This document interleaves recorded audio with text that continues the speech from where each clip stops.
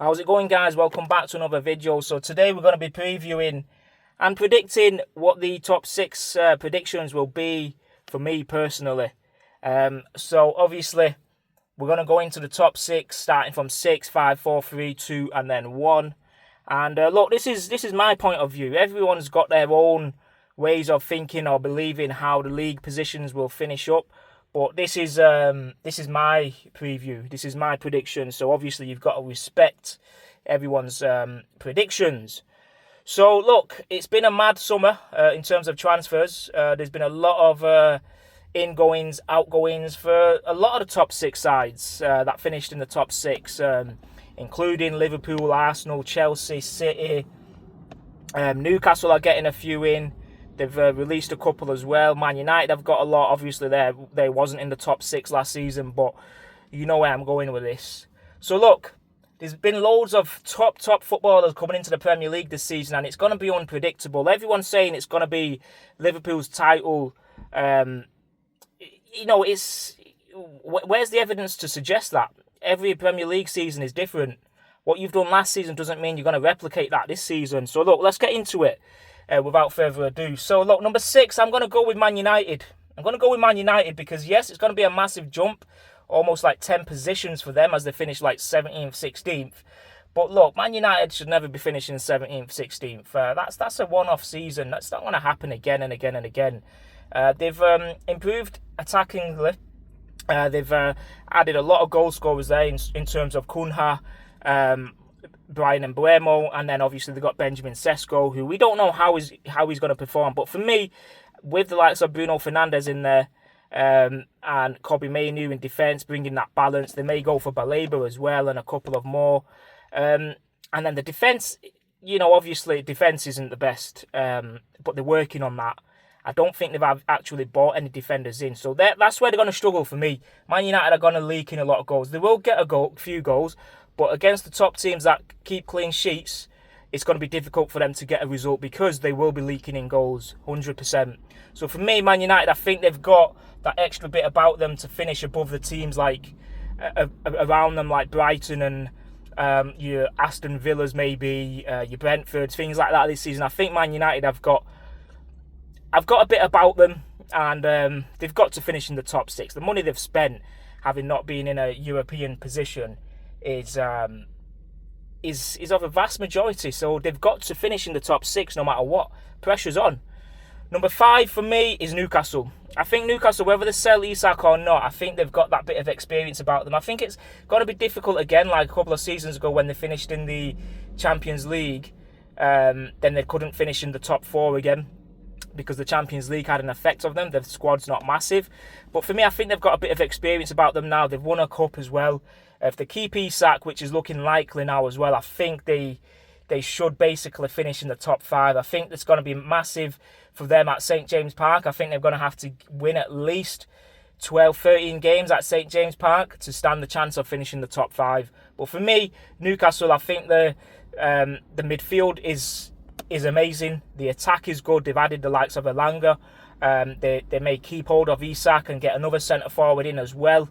And they've still got good players in and around for them to be in that position come end of the season.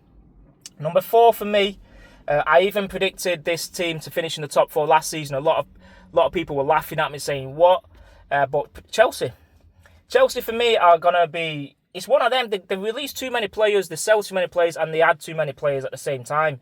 So for me, it's going to be one of them where how all the players going to gel. Yes, they've had that bit of time in America with the Club World Cup, and then they've won a few pre-seasons games like João Pedro and Liam Delap. They've added a lot of players in there, but they've got rid of a lot like Madueke, who was one of their best players last season as well. But Chelsea, for me, with Cole Palmer, you just don't know. Cole Palmer's probably world class, and I think for them, they've just got that bit about them where Chelsea are always in and around every few years. Their cycle doesn't last long. They're always back.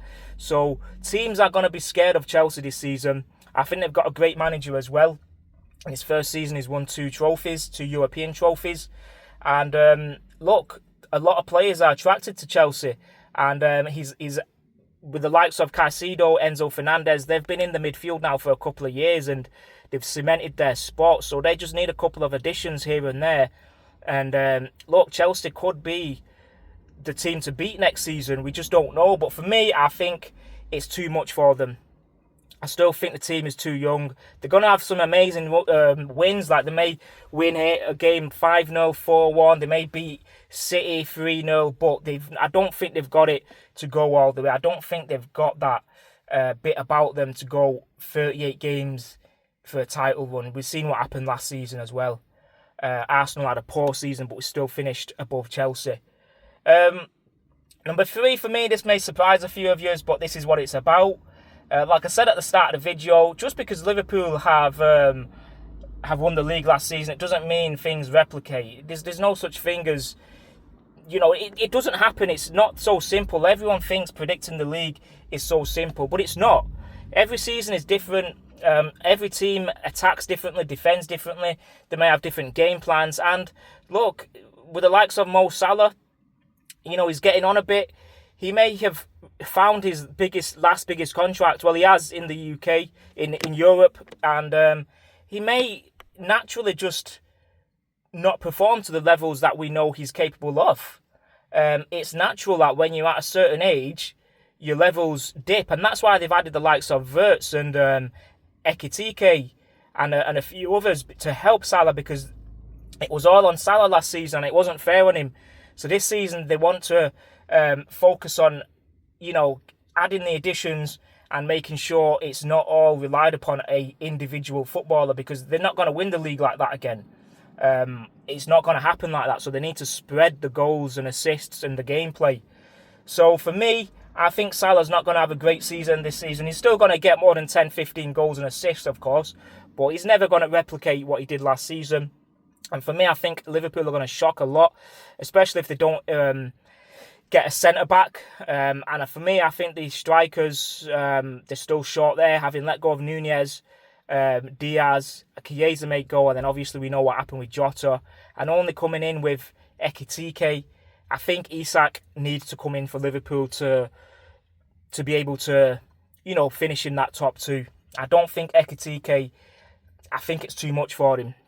For me, number 2 is Manchester City, and obviously number 1 goes for Arsenal. Now, the reason I say Man City, I think they're just not going to be dipping as much as people think they will. Yes, they've got rid of De Bruyne. Rodri's going to be out until September, but they've got Pep Guardiola. He comes back no matter what team. Don't forget, yes, they may not have been done a lot of business recently, but they've added Rangers and Turkey and a few others before the Club World Cup. They've still got the likes of Diaz, John Stones at the back. But for me, the keeper, where Trafford's coming in, Ederson may lose his position. I think it's going to be massive. But for me, it's close. Liverpool and the top 3 for me is very close. Just because I put Liverpool 3, Man City 2 and Arsenal 1, it doesn't mean there's going to be a massive points difference. It's not. I think it's all going to be within about 8-9 points from number 1 to number 3. And that's how close it's going to be again. I don't think Arsenal or Liverpool are going to run away with it, or City. And for me, I think City just don't have that De Bruyne effect in that team anymore to go all the way. Let's say it's away to Newcastle and they need 3 points. We've seen what De Bruyne did a couple of seasons ago. Come back from injury, got the assist, got a goal or whatever.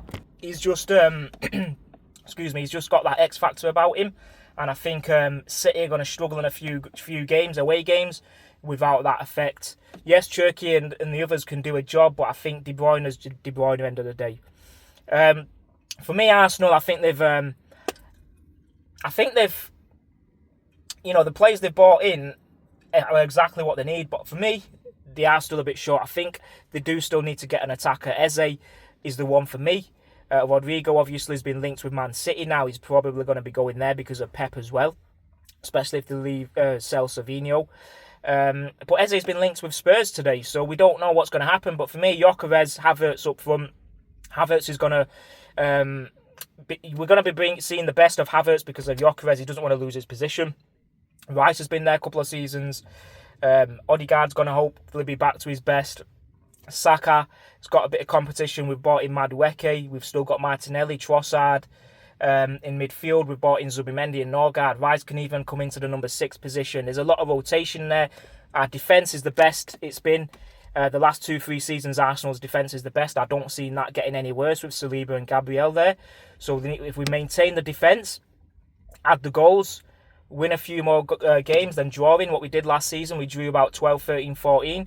We turn them to wins with Gyökeres. Saka, we're not going to have all those injuries as well. People think, why are Arsenal going to be finishing the top 2? Look, we're not going to have all these injuries that we had last season, hopefully. Saka was out for the majority of the season. Rice was out. Saliba was out. Gabriel was out. Jesus, our striker at the time's out. They've all been out for like 3-4 months each. So, look, and we've had a few red cards as well. So you take all that away, and all of a sudden Arsenal have got a big squad. And they've got the ability to rotate. I think Arteta's had that experience now, finishing second for 3 seasons in a row. I think he's got to do it, and I think he will do it this season. I think this will be Arsenal's season. I think the Gyökeres effect is just going to bring the best out of everyone. And Saka, Madueke playing on the left is unpredictable. He's been great on that left side in pre-season. And we've got the ability to play on the right and the left now, and through the middle. So look, it's going to be Arsenal's season.